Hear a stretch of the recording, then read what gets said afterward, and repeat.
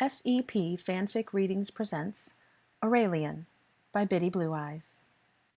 Chapter 31. Good Sense Takes Leave. Thunk, thunk, thunk, thunk, thunk. Aurelian, sweetheart. Thunk, thunk. Can you please play with something a little quieter? Hermione asked softly, sinking deeper into the sofa. Thunk, thunk. The noise stopped, and Hermione sighed in relief. She felt bad asking him to stop because he was being such a good little boy that morning, but her raging headache could not take it. Draco had been right. It turned out to not be allergies. She was sick. She had gone to bed the previous evening with a stuffy nose and an itch in the back of her throat, and woke up at 5 o'clock that morning feeling absolutely miserable. She had a sore throat, an earache, and her sinuses were throbbing. Her body ached all over, and her head pounded painfully with each heartbeat. It was rare that she felt ill, but when she did, it came on full force. Normally she would retreat to the bed and sleep it off the best she could, but with a child to care for, it wasn't an option. She had tried to work on translating scripts for the Fidelius charm, but she couldn't bring herself to concentrate. Instead, she collapsed onto the sofa and watched Aurelian play with his toys. She closed her eyes and tried to find the motivation to get up. She found enough earlier to make Aurelian some breakfast, but the two of them were still in their pajamas. She just needed to summon the energy to get the two of them dressed and go to the shops to buy some pepper-up potion. If she could just do that, she would be able to get through the day. Thunk, thunk, thunk. Please, Aurelian, your troll makes too much noise. Please, won't you put him away and play something quieter? Hermione pleaded in a whimper. I did, Mummy, he answered. Hermione lifted her head. Aurelian was kneeling in the middle of the living room, playing with the toy cars that her mother had bought him. In the toy box, she saw the troll's head sticking out. The door, Mummy! Someone's here, he told her. Thunk, thunk, thunk. Hermione sat up further and stared over the back of the couch at the front door. Just a minute, she called. She took a deep breath and forced herself off of the warm, comfortable cushions and trudged her exhausted body to the door. If it was just some solicitor, she was afraid she might hex them. She opened the door, and a tiny, hopeful smile tugged at the corner of her mouth. I know Potter said that we'd get together when he was done with his shopping, but I got an owl, and I... Draco paused. Merlin, are you okay? You look terrible. Gee, thanks, she chortled. I was right. You're sick. Are you all right? He asked, letting himself in. Hi, Daddy. Mummy's sick, Aurelian announced with a small pout. Yes, I see that. Have you taken anything? He asked. He instinctively placed the back of his hand against her forehead. Merlin, you've even got a fever. I'm all right. I haven't taken anything yet. I don't have anything in the house. Aurelian and I were just going to get dressed and get some, she told him. She glanced at the clock as she said it. Merlin! It's already 11 o'clock? You should have contacted me. I would have... Thunk, thunk, thunk. Draco turned around and looked curiously at the door. Without thinking, he opened it. Oh, good, you're here, Harry said, walking past Draco. Draco closed the door, nonplussed by the odd greeting. I just got an owl from... Hermione, are you sick? You look terrible. Where did you two learn your manners? She snorted. Yes, I'm sick, but forget about that. What are the 2 owls you received? You got one too? Harry asked, looking curiously at Draco. I doubt the same you got, he answered, just as intrigued. Well, come on, sit down and let's get to it, Hermione suggested. Harry and Draco made their way to the living room and sat in armchairs on the opposite sides of the room. Draco was a little surprised when Aurelian climbed onto his lap and settled onto one of his knees. He found it strangely comfortable and wrapped his arm around the boy's middle to steady him. Have you taken anything, Hermione? You really look miserable, Harry said with concern. I would have taken something if I had anything, but I'm out. I'll go get something soon. Now, stop keeping me in suspense. What are the owls? Draco and Harry exchanged looks, wondering who should speak first. You go, said Harry. I got an owl from Blaze. He got the promotion today. He now holds one of the top positions in the company. I know things aren't going to be the same this time around, but we don't know exactly how different events affect the others, Draco said flatly. He said in the owl that Mr. Parkinson admitted that he had not planned on filling the position so soon, but he really needed Blaze because he wasn't going to be in the office as much. I'm afraid something's happened. Something has happened, Harry agreed. My owl was from Mr. Parkinson. He wants the 2 of us to meet him today. He asked that we meet at his house at 1 this afternoon. You think he's ready to talk? Draco asked hopefully. That's certainly what it sounds like, said Harry. But what if that's not it? Hermione worried. What if they contacted him again? What if they know? What if it's a trap? I've considered that, Harry admitted, but I have a feeling that it's not. Either way, we have to take the chance. This is what we've been waiting for. This could be the break we need. I know we've been waiting for this, but I have a bad feeling about this, she said. We'll be fine, Draco assured her. I'm coming with you, she said. No, Harry answered. He asked specifically for me and Malfoy. We've already gone through this. We don't want him to feel too outnumbered. Malfoy and I can handle this. Not to mention, you're in no condition to go anywhere right now, Draco reminded her. He's right, Harry agreed. You need to take Aurelian over to the burrow and get some rest. Hermione felt rather affronted by the way Harry had given her an order more than making a suggestion. She looked tart but did her best to keep her voice casual. I don't want to burden Molly like that. If I'm not going anywhere, then it'd be silly for me not to watch Aurelian myself. But you're sick, said Harry. I realize that. Mothers get sick all the time, though, Harry. It doesn't mean I have to ship my son out, Hermione protested. Yes, mothers often have to care for their children when they're sick, which is why you should be grateful for the amazing support you have. Let Molly take him for a while so that you can concentrate on yourself. She'll be happy to help. In fact, you know that she'll be quite hurt and even irritated when she finds out that you're ill and taking care of Aurelian because of your pride and stubbornness, Harry argued. Hermione crossed her arms, appearing even more bitter and not yet fully decided. He's my son too, and I think Molly should watch him. She'll take good care of him. Besides, you don't want to get him sick by staying around here, do you? Draco challenged. She felt really ganged up on. She wasn't sure why she was protesting, but she felt inclined to go against their wishes just because of the pressure they were putting on her. She was inclined, too, but she didn't. They were right. All right, I'll take him to the burrow and get some rest. I'm sure that if I take some pepper-up potion, I'll be in good shape by the time you're done with the meeting with Mr. Parkinson. And you better fill me in on every detail, too, she insisted. Good, said Harry. Thank you, Draco said sincerely, and we'll contact you as soon as we're done. All right? All right, she agreed. Hey, buddy, why don't you go pick out some clothes? You get to go see Aunt Molly again, Draco told him. That'd be fun, Aurelian said. He hopped off of Draco's lap and rushed back to the bedroom to get some clothes.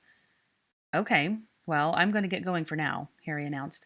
I'll meet you at the point we operated to last time at 10 till 1, all right? I'll be there, Draco agreed. Hermione woke an hour later to a soft, persistent whistling noise and rubbed irritably at an itch in her ear. The pepper-up potion was an incredible cure for the common cold and flu, but it had the rather annoying side effect of steam pouring from one's ears. 45 minutes prior, she had been so exhausted that she fell asleep despite the steam. But when she awoke feeling a bit better and slightly more rested, she couldn't seem to stay asleep. After a few more minutes of tossing and turning, she gave up. There was no way she was going to fall back to sleep. She was glad that her achiness had diminished and that her throat was feeling better, but she was still so tired. She stopped as realization washed over her. She was still exhausted, but the potion gave her renewed energy. She wasn't as tired as she thought she was. Well, since I'm awake, I might as well be doing something productive, she said aloud. Taking a deep breath, she pushed herself out of bed and returned to the quiet living room. The scattered notes on her coffee table caught her eye immediately. Something productive. She sat down on the sofa and pulled the photocopied text toward her. She frowned as she realized that she really didn't want to work on it. It was important, and she knew that she needed to, but she wasn't really in the mood. Wasn't there anything else she could do? There never seemed to be an end to the work. Surely there had to be something else that needed to be done. She smiled when it came to her. There actually was a task she needed to take care of, something she was looking forward to, and that she was rather important as well. Well, it wasn't as important as the Fidelius charm, but it was important to her. Besides, she could work on the Fidelius charm after she finished dress shopping. Her mind made up, Hermione pulled her hair back into a clip and headed off to Diagon Alley. An hour later, Hermione left Madame Malkin's shop with a broad grin. It had taken a while, but she had made a choice. There was no turning back. Her dress was paid for and would be ready the next day. She had spent quite a bit more than she would normally allow herself, but she had no regrets. The dress she had chosen was beautiful, and she felt she deserved a treat. Not to mention, it wasn't every day that she was invited to a formal banquet by one of the most handsome and richest men in England. She chuckled to herself. She had never actually thought about Draco like that before. He was considered quite a prize in the eyes of many witches simply for those two attributes, but she had only just considered them. Her Draco was much more than that. Her Draco. Her smile widened.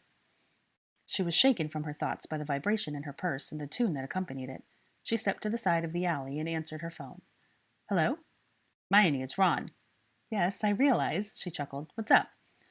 I've got something, he stated seriously. Hermione's smile faded away. She was all business. Yes? The department got a call last night. A report that there was some activity at a nearby deserted house. Well, nearby to the person reporting, he clarified. Hermione nodded, even though she knew he couldn't see it.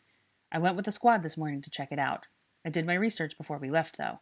The house is registered under the name Estrald Gamp. The name sounded familiar, so I looked into it.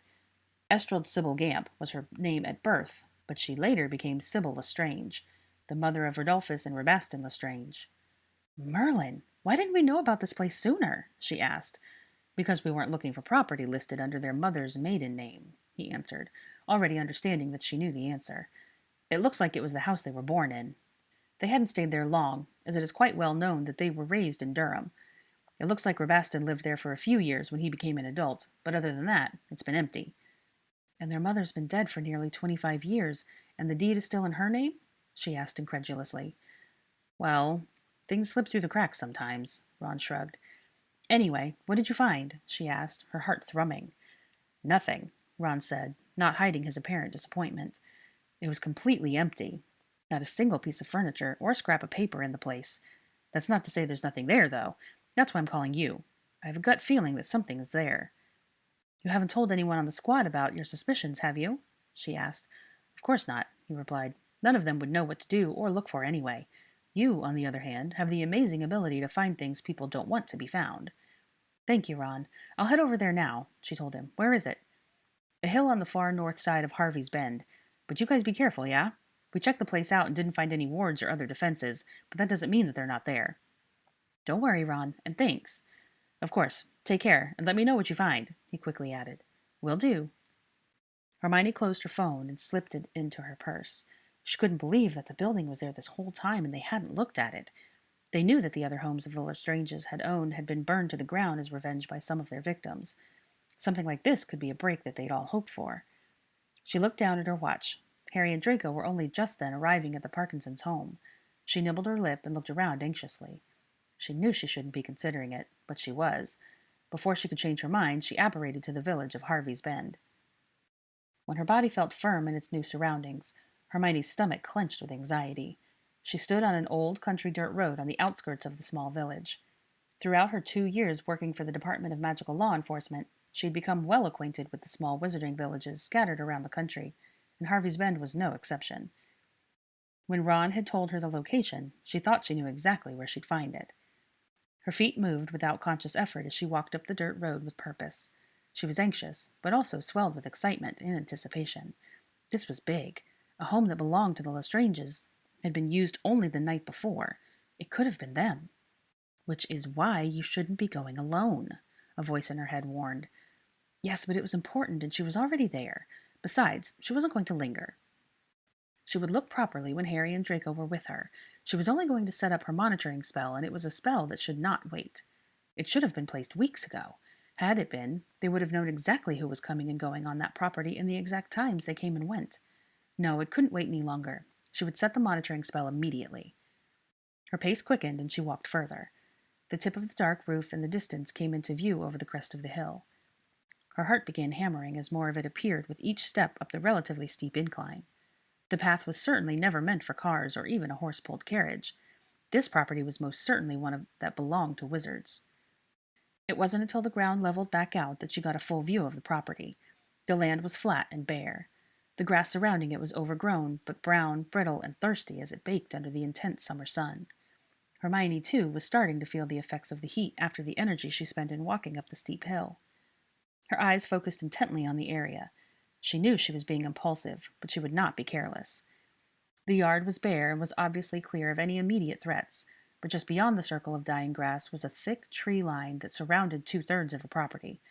Her eyes scanned the brush for any movement. Her attention then turned to the house that sat in the center of it all. It was much what she had imagined as the place Rodolphus and Rabastin had started out, for even though they were pure blood, their family had started out in poverty and strife. The building was a simple 2-story farmhouse.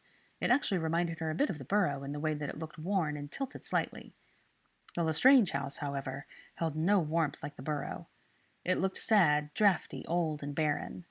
Its gray paint flaked off in large sections. Bits of shingles and chips of paint littered the ground around the perimeter, having been slowly shredded by the wind and rainstorms over the last 40 years at least. Her wand had been waiting patiently in her hand since she had disapparated from Diagon Alley, and was at the ready when she finally lifted it to begin her work. Her first move was to scan the area, a spell that detected heat. She hadn't seen any movement in the brush, but she didn't want any surprises. When her scan came back clear, she finally relaxed a bit. Relaxed, but still remained vigilant. Hermione looked down at the brittle grass beneath her feet, and her eyes followed a beaten path that led up to the front door. The path that she assumed had been well trampled by the law enforcement squad. It comforted her to think that Ron had personally looked the place over earlier that day, possibly less than an hour before. The path called to her, but she wasn't ready to take it just yet. Her work was done in steps. Her wand circled her head, and she forced the spell to spread with her mind. She sent out one spell after another, all quite similar to one another, as she tested for any wards that she could think of. It struck her as quite queer that there were absolutely no wards surrounding the home. Satisfied with her tests, Hermione followed the trampled trail through the ankle-deep undergrowth. As she stepped up to the building, her eyes followed another trampled path that appeared to circle around it. She wondered vaguely if the squad had taken the time to look for tracks made by others. Knowing Ron was there, though, she had no doubts whatsoever. Ron was a stickler for details like that. Taking a deep breath, she delayed no longer and began walking a circle around the house, muttering the long, complicated spell of her own design. The spell itself was not very difficult. She had used it so many times that she could have spoken it in her sleep. But it took an intense amount of concentration. She let out a satisfied breath as she returned to her starting point and looked up at the door. If anyone showed up after her, unless they apparated directly inside or onto the porch, she would know about it. She turned and started back toward the dirt road that led into the village, but stopped after only a few steps. It just didn't feel good enough. What if there hadn't been any footsteps found in the grass? She hadn't seen any except those that she thought belonged to the squad. What if whoever visited had apparated directly inside? She looked back at the door. It was all just a waste of time if she left it to chance like that. It was completely legal for her to use her spell on the interior of the home as the deed's owner was deceased. Just go back. Wait for Harry, she told herself. She shook her head, pushing down her fears, or perhaps it was her rationality. She was already there. What would it hurt to have a look inside? She would be quick about it. Swallowing hard and clenching her fingers around her faithful wand, she walked up the rickety stairs onto the creaky, forlorn porch. She reached out for the door handle, but pulled her hand back just before she touched it. Instead, she used her wand and allowed the door to open completely before she entered tentatively. It was, as Ron had said, empty. She stood in the middle of a large room, a room that had once acted as the living room, dining room, and kitchen all in one. There wasn't a single scrap of paper or swath of cloth, not even a single nail in the wall. The wallpaper in the kitchen was intact, but faded considerably, except for the places she assumed had once been covered by the presence of cupboards and an icebox. The sunlight streamed through the windows and illuminated the dust floating through the air, ancient dust that, until recently, had been undisturbed for years. Hermione raised her wand once again and repeated her spell as she walked a circle around the perimeter of the room. The sound of her footsteps echoed around the room and caused her heart to thunder in her chest. The silence was a bit unnerving. She came to a stop near the kitchen area and looked around the room again. She felt satisfied with her spell this time. If anyone entered, even by apparition, they were bound to walk through the boundaries of her spell. There was no going around it. She looked at the door and guilt overwhelmed her. She didn't want to leave yet. She looked over at the staircase to the left in front of the door. She should leave, and she knew it. She had already fulfilled the task that she had set out to, and was supposed to leave and wait for Harry and Draco. But I'm already here, she thought. She knew that she was already going to hear it from Harry for coming alone. She was there already. What would it hurt to just finish the investigation? Nothing, she decided. There was something hidden there. She could just feel it, and she was going to find it. Throwing caution to the wind, she walked with purpose toward the staircase that led up to the bedrooms. She believed it to be a good place to start. Bedrooms were private, and a place where one could often keep secrets. Her shoes clunked loudly on every stair, and her heart raced. The house was either too quiet for her, or she was too loud for it. It gave her an eerie feeling, and she just couldn't shake. At the top of the staircase, she found two doors, both open wide and revealing empty rooms that once had acted as bedrooms. One for the parents, and the other for the boys to share, she assumed. Boys, she thought. It was sickening to think that Rodolphus and Rabaston had once started out as children like all others. What could have possibly caused them to turn into such horrible men that they were? She took the room to the right first. There was no particular reason for her choice. She simply had to start somewhere. She looked around, took a deep breath, and got right to work. She placed the tip of her wand upon the wall at elbow height and began uttering a continuous ultrasonic sight spell, dragging her wand in a steady line as she circled the room with her eyes closed. Coming to the end of the room without anything out of place, she bent over and repeated the spell closer to the floor. She found nothing again, but she was not discouraged. She was patient.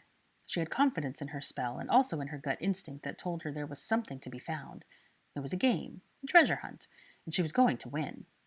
She bent down again and slowly started tracing over the floor, in a back and forth sweeping motion. In the end, the room turned up nothing. Still, she was not discouraged and moved to the other bedroom. When the other room showed no obvious anomalies under her ultrasonic spell, she returned to ground level, wiping the sweat from her brow. She had thought the heat outside to be overwhelming, but it was so stifling hot inside the house that it was almost unbearable. She would not, however, allow anything, including the suffocating heat, to dissuade her from completing her task. It was with determination that she began her ultrasonic assault on the lower level of the house. Hermione started with the wall to the right of the door, beginning again at elbow height. She was halfway through when she stopped. The dust had caught her wrong, and she let out a big sneeze. When she looked up, she was staring at the wall beneath the staircase. It was a gut feeling, deep and mysterious in its insistency, but she felt that it was the place she needed to look. A growing sense of anxiety mounted as she crossed the room toward it, stopping in front of the expanse of floral wallpaper. Hermione swept her wand in front of her with a sensory spell. Turning up nothing, she tried her ultrasonic sight spell, concentrating as deeply as she could. The wall was hollow but for the studs, just like all the rest, but she was still not convinced. She had felt something that time. She just wasn't sure what, but something was definitely off. She repeated the spell and paid close attention to a wavering feeling inside as she passed certain points. Following the wavering sensations, she discovered that they made the pattern of a door. Her heart was pounding in her ears. That was it. There was a hidden room under the stairs. She only needed to find the correct spell to reveal the doorway. The frustration started to set in when the fifth spell she tried had failed, and increased with each subsequent attempt. She struggled to think of any spells that might possibly work. Some of her attempts were rather ridiculous and desperate. After her 15th try, she was about ready to blow the wall apart completely. She was furious that she could not solve the puzzle. She was so close, but the answer continued to elude her. What the hell did it want? Something clicked in her mind. What if it wasn't a spell that disarmed it? What if it really did want something? It was an image that Harry had painted in her mind, the blood that Dumbledore had sacrificed to enter the cave that once housed the locket Horcrux of Voldemort. The wall she faced couldn't possibly be requesting such a thing. Could it? Hermione nibbled her bottom lip. She stood there for what felt like ages, with no alternative ideas. She wasn't going to slice her hand or anything, but a drop couldn't hurt, right? Hermione took a spare quill from her purse and pricked the end of her index finger with it. She looked at the tiny spot of blood that pooled on the ridges of her fingerprint and felt sick to her stomach with nerves. You've come this far. This is your last attempt, she told herself. Nodding with her final decision, Hermione placed her finger against the wall and gasped as it melted away completely. She gaped openly at the small room revealed to her. She hadn't known what to expect, but what she saw certainly wasn't anything she would have guessed. When she had discovered the outline of the door, she had anticipated a room much like the cupboard that Harry inhabited, not the small study she'd uncovered. The room, though narrow enough to fit under the stairs, was deeper than the width would allow. It had been magically extended to double the width of the staircase. Slowly and hesitantly, Hermione stepped inside. She gasped in horror when the wall closed up behind her. Her wand still at the ready, she immediately cast a spell to detect any anti-apparition wards, and was relieved when she discovered that she could still apparate away immediately if she needed to. After a few deep, calming breaths, she turned back to the room. There were 2 large bookshelves on either side of her, completely filled with books of varying sizes. And directly in front of her sat an armchair and a side table. It was a curious thing to find in a house that had been so thoroughly stripped. She took a few steps forward, her eyes gliding over the many books. The shelves were so incredibly dusty that it was nearly impossible to make out any of the titles, with one blatant exception. Hermione bent over and stared at the one book that stood out amongst the rest. A book that was void of dust. It was obvious that the book had been recently handled. She bent down further and canted her head to the side to read its title. Morgan Le Fay. Morgana? Hermione uttered aloud. A book on Morgana. The name Morgan Le Fay, or Morgana, was an incredibly familiar one. The name of the most well-known powerful witch in history. A name tied closely to that of Merlin. Again, it was not what she had expected. Of all the different books for a Death Eater to seek, why a history book? Her overwhelming curiosity persuaded her to discover its significance. She reached out and removed it from the shelf. Her fear mounted with each additional move she made, just as it had since the moment Ron had called her, but she just couldn't bring herself to leave with so many unanswered questions. She flipped the book open and began scanning through the pages. As far as she could see, there was nothing out of the ordinary. It looked just like a book she would have taken out of the history section of Hogwarts Library. With all the reading she did, it was entirely possible that she had flipped through that very edition at one time. Why would someone come specifically for this? Hermione's eyes fell away in thought, and it was then that something else caught her eye. There, standing alone beside the armchair, was another book. Now that was it, she had no doubt. That book was dark. She could feel the magic that radiated from it. She took a deep breath and reached out, her arm shaking, and lifted the book from the floor. Though obviously handled recently, the title was still covered with dust. Hermione brushed it away with her hand and offhandedly wiped her hand on her robes. She nearly dropped the book when she read the title. Secrets of the Darkest Art. Horcruxes, she thought. It was the same book Dumbledore had personally removed from the restricted section of the Hogwarts library.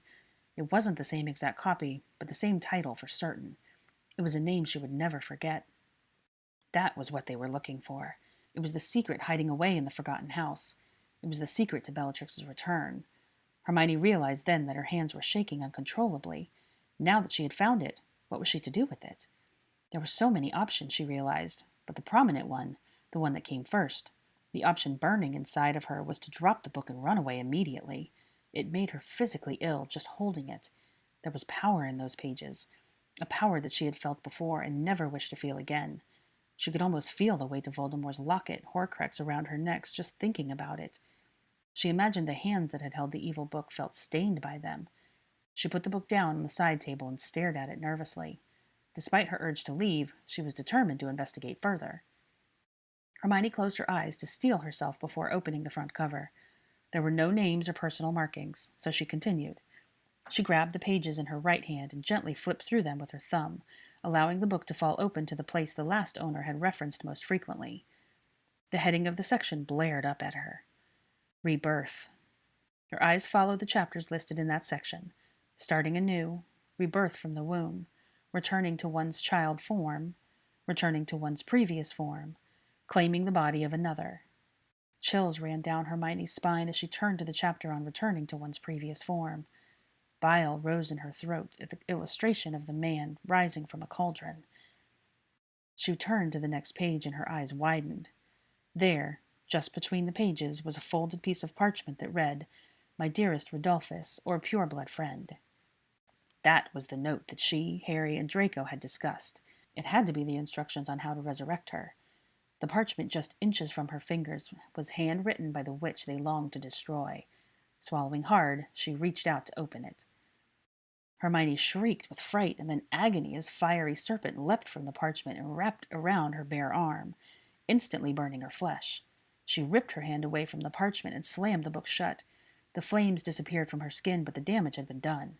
She looked around her in a panic, unsure of what to do. Angrily, she pointed her wand at the book on the table. With a softly growled spell, the book flashed in one lick of flames and turned to ash. It was a book that never should have been written. She looked around the small room again. It felt much too close and suddenly much too dangerous. She should have never come alone. Still whimpering and cringing with pain, Hermione stared at the book that she had placed on the armchair. Morgan Le Fay. Clenching her jaw in determination, she snatched the book up in her arms and disapparated immediately. Hermione stumbled slightly as she found her feet on her front porch. She dug into the pockets of her robes, shuffling the book in her purse as she struggled to hold things properly. She pulled 2 sheets of parchment from her pocket and looked them over. The monitoring spell for the outside of the house had her name written once, while the record of inside activity had logged her movements 7 times, from all of the moving around she'd done. Satisfied, she shoved the papers in her purse and pulled out the phone to speed dial Ron. "Pick up, pick up, pick up," she chanted. "Hermione?" Ron answered. "Ron, you were right," she said quickly. "I found a secret room." "I knew it! Are you in pain? He asked, concerned by the sound of her voice. Yes, I'll be fine. Aloha mora, she added, finally unlocking her front door. She grimaced in pain and realized for the first time that a few stray tears were rolling down her cheeks. The pain was overwhelming, and she knew it would only feel worse. The pain was being numbed by the incredible adrenaline rushing through her. Are you at home? He demanded. I'm coming over. Ron, you don't have to. Harry? Draco? Hermione asked in shock as she stepped into her flat. What are you doing here? It's 3 o'clock, Draco shouted angrily. We've been waiting here for an hour. Where the hell have you... What happened to you? Harry demanded, staring at the terrible burn on her arm. Hermione! Ron yelled, bursting through the front door. Merlin, what happened? He, too, noticed her arm immediately. He looked between the three of them for an explanation. That's what we want to know, said Draco. Hermione was cut off again as fury replaced Ron's panic. They didn't go with you? You went to that house alone? I cannot believe. What house? Harry interrupted. Where did you go? What happened to your arm? Are you all right? The Lestrange's house, Hermione answered. They don't have a house, said Draco. They do. The deed is under their mother's maiden name. Ron discovered it earlier, and you went to the Lestrange's house on your own? Are you mental? Harry raged. And after I told you that they might have been there just last night, you knew that I thought Harry and Malfoy were with you, Ron scolded. I know, but I only wanted to set up the monitoring spell, she said, closing her eyes to try to suppress the burning sensation in her arm. But then I found that secret room. Secret room? Harry asked. Yes, a small room filled with books, she answered. Draco looked at her, stuck somewhere between anger and worry. Of the dozens of dusty books there, this one was clean. Whoever had been there last night had looked through this. She held the book out, and Harry took it from her hands. Morgan Le Fay, he read aloud, confusion etched in his features. That? Draco said incredulously. You risked your life for that! A history book! Do you seriously believe it was worth it? I know it's just a history book, but it has some sort of importance to them, and so it does to us, too, Hermione said in her defense. She grit her teeth and grimaced as another wave of scorching pain swept through her arm. But that's not all. There was another book. Secrets of the Darkest Art. She looked at Harry as she said it. The Horcrux book? Ron said in astonishment. Yes, she replied, and that's where I got careless. I shouldn't have messed with it, but I couldn't leave it unchecked. I looked through it, and in the rebirth section, I found a letter. It was the letter that Bellatrix wrote. It was addressed to Rodolphus. I tried to open it to read it, and a serpent of fire lunged at me. What did you do with it, Hermione? Harry demanded. I destroyed it. I destroyed the whole book, she said quietly. Why? Draco said angrily. You saved the history book and destroyed the book that could potentially help us to... It would help us with nothing, Hermione interrupted. That book should never have been written. We know what we need to about them. I didn't want another living soul to look in it. I agree, said Harry. Come, sit down. You're in pain, Draco said. His voice had softened some, but he was still upset with her for being so foolish. Hermione allowed him to usher her to the sofa, and he knelt down to look at her arm. I'm sorry, she apologized. I really hope you are, Ron grumbled, because you know the rules. You scared us, Harry said softly. Do you have burn paste? Draco asked. Yes, in the bathroom cupboard. So what about you guys? What about... Hermione stopped and grimaced again. The pain was getting worse. How did it go with the Parkinsons? Not yet, Harry said. We heal you first. Harry and Draco nodded to each other, and Draco unscrewed the cap of the burn paste jar that he had summoned to him. Merlin, Hermione, Draco sighed. This is intense. You're lucky that it hadn't gone any deeper, or you could have suffered permanent nerve damage. Draco gently smoothed the sticky purple paste over the charred flesh, and Hermione let out a terrible shriek of pain. Ah! Ah, stop it! Take it off! It burns! The three boys looked absolutely panicked. It's not supposed to burn, or sting, Harry shouted over Hermione's screams. I know that, Potter, Draco growled. He was lost. He wasn't sure how to remove the paste without injuring her further. He wiped at it with his robes, and Hermione shook with sobs. Clenching his fists, Draco yanked his wand out and cast a cleaning charm over her arm. He was not surprised that time by her increase of volume. He knew that the cleaning spell would be painful on her mutilated limb, but there was nothing else to do that he could think of. Hermione's screams died away and were replaced with a small, continuous whimper, interrupted by the occasional sob. Draco took her good hand in his and kissed her knuckles apologetically. Harry was dumbfounded. I've never seen that happen before. It was cursed fire, Ron breathed. The wound is cursed, Hermione. We need to take you to St. Mungo's. No, she startled them with the force of her refusal. Cursed wounds like this have to be reported. Even we're not above that when the confidential protection over the case. If I go there, I'll have to explain. I can figure this out. Hermione, Draco said sternly, we don't know how to fix something like this. That's what St. Mungo's is for. Make up an excuse. What about Fred and George? Ron asked. They never use dark magic, but the spells on their products aren't always fixed with the standard spells and ointments. Yes! Hermione leapt at the idea. She hated going to St. Mungo's. Between Harry, Ron, and herself, she'd been there more times than she would care to count. Although they were very skilled in standard healing procedures, much of their work was trial and error. Ron had been there for 3 days at one point because his mouth had been cursed shut. In the end, it was the treatment Hermione had originally suggested that had worked. It was yet another reminder that she should have become a healer. The twins, too. They were incredible inventors, and she was glad that they had jobs they enjoyed, but oh, how the community would profit from their genius if they were to go into the magical medicine. Ron hurried away quickly to fetch Fred and George from the shop. While they waited, Harry and Draco tried to persuade Hermione to take a pain potion, but she insisted that it would dull her wits too much. She refused to take anything before she learned what had happened at the Parkinsons'. Fred and George managed to come quickly, and everyone was extremely relieved to see them as the burn seemed to continue eating away at her arm. They were relieved even more when Fred and George assured them that their mixture would help. As Hermione sat there with the paste on her arm, and Fred and George waited quietly with their patient, Harry and Draco finally reported on the visit to the Parkinson estate. He requested our help, Harry said simply. Then he told all. Just like that? Hermione asked. Yeah, well, he was given reason to, Draco said dully. Yesterday, Mr. Parkinson was cornered by 2 masked Death Eaters after work. They said that money wasn't enough anymore. They're recruiting. His options were to join the ranks or suffer their displeasure. That's what happened then, Hermione said as the revelation came to her. In the Pensieve. That's why Pansy was killed. Mr. Parkinson refused to join them.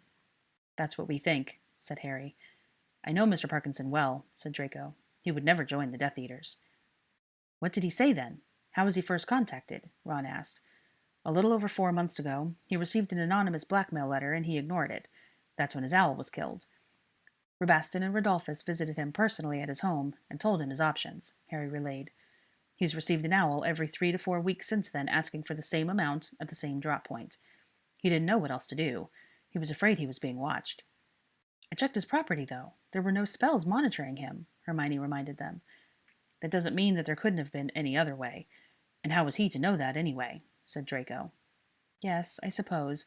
Is there anything else? Yes, he gave us the letters he had received. He kept them all. Malfoy and I were talking, and we think it could be the answer we need. If they sent the same letter each time, asking for more money, they're probably doing the same with the other families, as we mentioned. We thought we might test it, Harry said with a smirk. Test it how? Hermione asked skeptically. By sending the families copies of those letters? Exactly. And then we see who brings the money. Handwriting, though, Harry. If they were all exactly the same, Hermione said skeptically. I'm not saying we write them ourselves, Harry told her. Who's the most talented forgery artist you know? Hermione looked concerned, knowing where he was going with this, and it was Fred and George who answered for her, sly grins spreading on their faces. Dean Thomas. No one better, said Fred. He helped us out many times in school, George smiled. For a fee, of course, but well worth it. I don't know, Harry. Should we really bring him into this? Hermione worried. It's his job, Hermione, said Ron. His job is translating and rewriting text, she said correctly. Yes, his job is all about handwritten words, but that doesn't mean he forges things anymore. We'll see pretty soon, said Harry. We owled him while waiting for you. Katie, too, Draco reminded him. Katie? What about Katie? Hermione demanded. She didn't like them making such big decisions without her. She then sheepishly reminded herself that she had gone alone into the Lestrange's house and even destroyed a very important book without consulting them first. Her job is to deliver letters and packages from Parkinson to other businesses. Who better to deliver the letters? Harry asked. She wouldn't need to speak with anyone personally. She would just need to make sure it gets mixed in with the other business mail. Hermione nibbled her lip. They had certainly thought it out, but the idea still made her nervous. I hope you don't mind, but we sent Orwell on the job, Harry said. No, I'm sure he appreciates the work. He's been getting a bit restless, Hermione said distractedly. So, Draco, Do you have any plans with Blaze tonight to celebrate his promotion? She asked anxiously. We had plans to visit Pansy at her place, because her father won't let her out of the house now, Draco replied. I'm going to tell him that it'll have to be another time, though. Why? Hermione appeared nonplussed. Because my girl went out and got herself cursed today, he said, a little irritated still. Hermione blushed when he had referred to her as his girl, especially in front of everyone else. The Weasley boys all rolled their eyes. You don't have to bow out because of me. But I am. Besides, you and I have to go put up more wards around the Parkinson estate, Draco informed her. Hermione nodded, but she was already thinking about how to talk to Draco into visiting his friends when they were finished setting the wards. The house was right there. His friends needed him, especially Pansy. She could suppress her jealousy and let him go. Your arm should be all right in another hour or two, said George, but you'll want to keep applying every couple hours until the skin is fully repaired. After that, you might want to keep applying once or twice a day to bring down the scarring, Fred added. But we think you'll be fine, so we're going to take off. Enjoy your cloaks, Fred said, patting the pile of silk shield cloaks that he had left on the back of the sofa. Take care, guys. Thanks, Hermione waved. No problem, said George. With as many books as you devour, we knew it was only a matter of time before one bit you back, Fred jested, winking at her before he closed the door behind himself. Hermione rolled her eyes, but then paused in thought.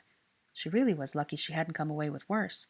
Hermione could tell by the looks of the other 3 men in front of her that it was a fact that they wouldn't allow her to forget any time soon.